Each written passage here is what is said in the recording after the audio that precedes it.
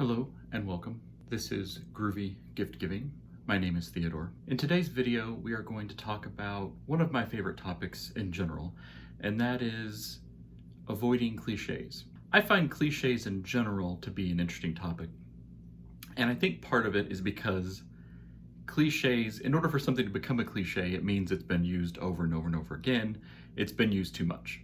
But the reason why it was used too much is because it was actually pretty good. So that's why I think cliches are kind of an interesting topic in general. So the first person to ever use the saying, the cliche, "you are like a bull in a china shop," was actually being pretty clever and interesting.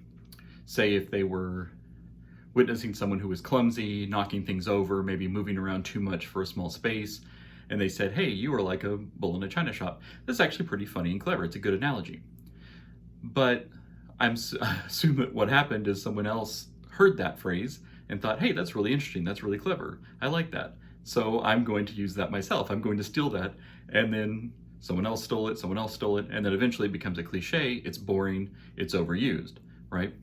Same thing with in TV, where maybe the first person to write a script for a television show, a sitcom, where a man accidentally brings two dates to a dance or something and has to figure out how to get out of that jam.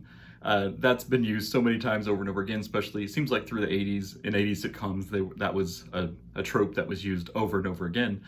But I think it probably was interesting the first time it was done. But I think that's why something becomes cliches. It's actually good, but it's been used over and over again, and then it becomes boring, it becomes thoughtless, it becomes stale.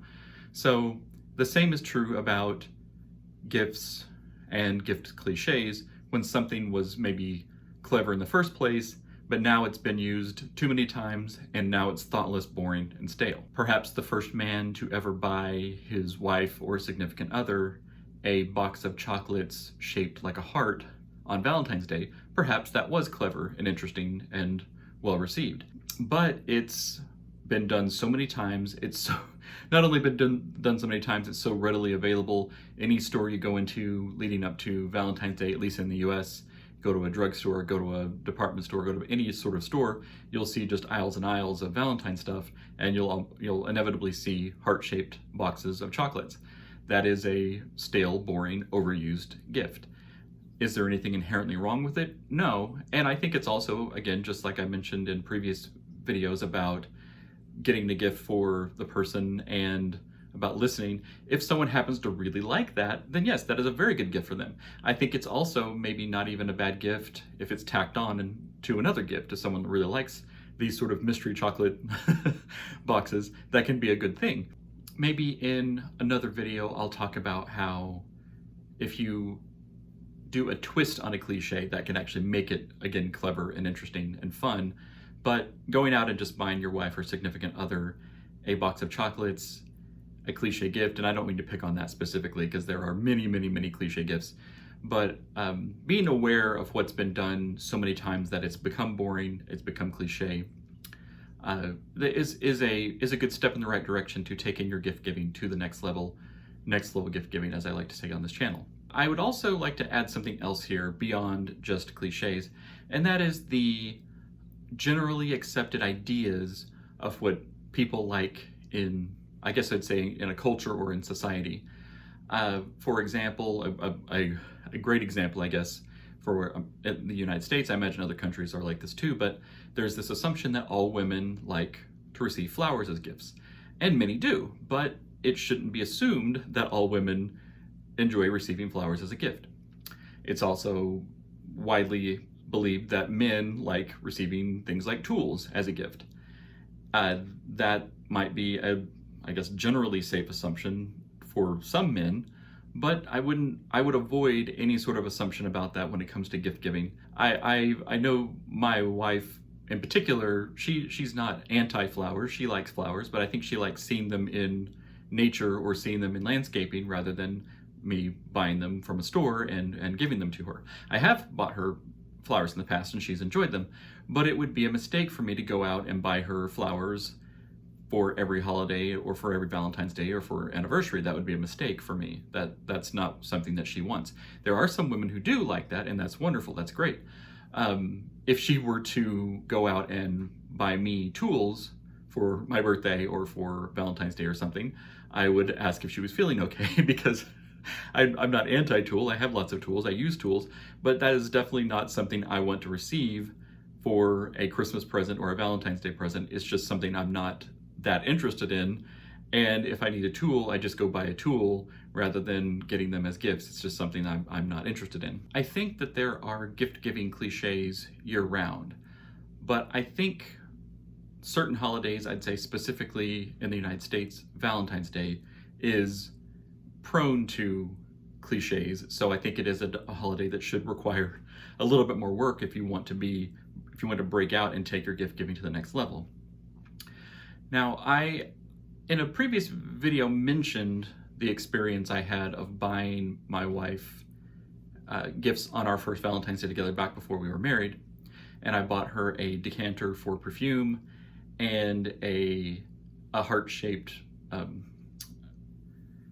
heart-shaped picture frame that was small for like a snapshot. And I mentioned that, but I think I left out the full story of the experience I had on Valentine's Day buying the gift for her, the second gift, because I bought the decanter first, and then I went and bought her, I wanted something else for her, and I had learned that she liked hearts, so, and I'd also in that time learned that she liked displaying snapshots, so I went and bought her, for Valentine's Day, a heart-shaped picture frame, which is something you might think of as cliche. You know, heart-shaped things on Valentine's Day are certainly a cliche, but it is something that just, I guess I looked into, that she really likes heart-shaped things, so that was one thing that I decided to go ahead and get her, and she still has that picture frame. But on that day, I went in on Valentine's Day, I think it was probably early afternoon, and when I walked in first, there was a big display in this store, and it was just all of the Valentine's Day cliches of teddy bears, usually, you know, white teddy bears with red hearts somewhere on them, and boxes of chocolates shaped like hearts, all kinds of different things like that, things that have become Valentine's Day cliches. And I went in there and I just walked right past that that display because that was not what I was looking for. I knew that's not what I wanted. I knew those were kind of boring cliches, so I just went past them. And I was in that store for probably, I think, the better part of an hour because I was really looking at all the frames they had. They had a lot in this store, and I thought it was a very interesting process of like kind of evaluating like what she would like the most. Would she like this? Would she like that? But as I was in that store, I witnessed, again, this was on Valentine's Day, I witnessed a steady stream of men running in, usually in a little bit of a hurry, and they would walk in, they would see that display, the one I walked right past with the chocolates and the teddy bears, and they just sort of maybe contemplated for no more than 5 seconds, maybe just even 2 or 3 seconds, and then grabbed a teddy bear or a box of chocolates, and then they ran up to the cash wrap and then got out of there. And I remember the first time I saw one of the men doing this, I thought, oh, well, that guy's in a hurry or whatever. And then after, again, being there for the better part of an hour, I saw just a steady stream of men doing this. And I was like, my God, are men really putting this little thought into their Valentine's Day gifts for women? It was a little bit of a shock for me because it was, I don't know, I was there in the same store over away from that display, but I was looking and putting a lot of thought and careful thought into what gift I was going to get my girlfriend at the time, what I was going to get her for Valentine's Day. And I just witnessed a steady stream of men buy not only the most cliche and most boring things in the store, but ones that had been pre-selected for them, and they ran in, grabbed those, went up to the cash wrap, and left. And I do have to say, though, that I guess it is better that these men got something and that they didn't forget. That is worth saying. It's worth admitting that it's better to remember than to forget. But I have heard more and more women over the last decade or so, express frustration, and I think sometimes just disliking the holiday of Valentine's Day. And I think this is it. It's because it's become a holiday where, you know, I think specifically men, I'm calling out the men here, it's usually the men, are getting really boring, cliche, thoughtless gifts for their wives or significant others year after year after year, and it becomes not a day to express love. It becomes a kind of a reminder at times of someone who isn't listening or who isn't putting much thought into their gifts. And I think, again, I don't remember more than, say, 10, 15 years ago, anybody expressing not liking Valentine's Day that much, especially if they were actually in a relationship. It makes a little bit more sense when you're not in a relationship, but I hadn't heard that many people express that. And I hear people all the time talking about that now. And I think this is it. I think it's just become probably the quintessential thoughtless holiday. And it's become a reminder again of people not putting that much thought or not listening to the needs or the desires or the interest of their significant other. If you, instead of listening, instead of paying attention, watching, and again, going back to my first tips of listening and getting the gift for them, instead of doing that, if you're just buying things that are the first thing you see in a store, those are going to be fails for most people. It would almost be luck. It would be luck if you found someone who just loved all of the cliches out there. I don't think that's likely, though, because I think people are, as I mentioned before, they're looking for confirmation that you were listening. They're looking for something that's going to show that you see them and hear them, and I guess to a degree understand them. And if you're just going for the cliches, going for the generally accepted ideas without really putting thought into what they would want, this is going to be a fail over and over and over again for you. If I went out, I'm going to talk about this in a little bit of a later video, though, where my wife absolutely loves jewelry, but she has a very unique, interesting taste in jewelry. If I were to walk in to a store and just say like, oh, hey, what do women like in jewelry, and I would almost certainly get her something that she would hate, because she, again, just has very unique and interesting tastes in jewelry, and I think it's awesome. It's great. And again, I'm going to go into this in a little bit later video, but I can't go with what a salesperson would say, women like this, because that's not going to be what my wife likes. I know that.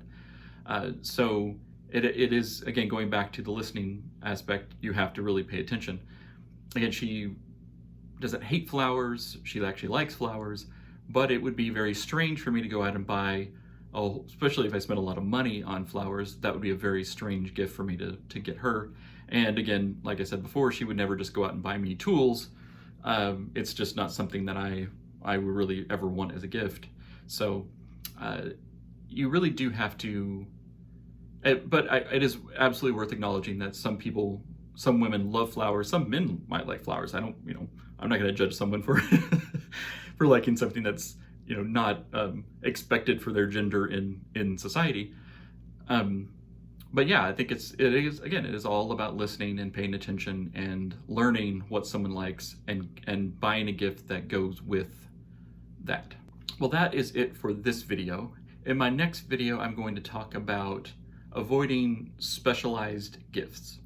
And this is something that I've mentioned in other videos before, but it is, I think, the one example that I can give where I have some good examples of me failing in gift giving when I try to buy something that I really shouldn't be buying because it's more of a specialized gift. But I'll go into that in my next video. If you would like to get me a gift, liking and subscribing would be a wonderful, wonderful, very much loved gift for me. So thank you for watching, and I will see you in an upcoming video.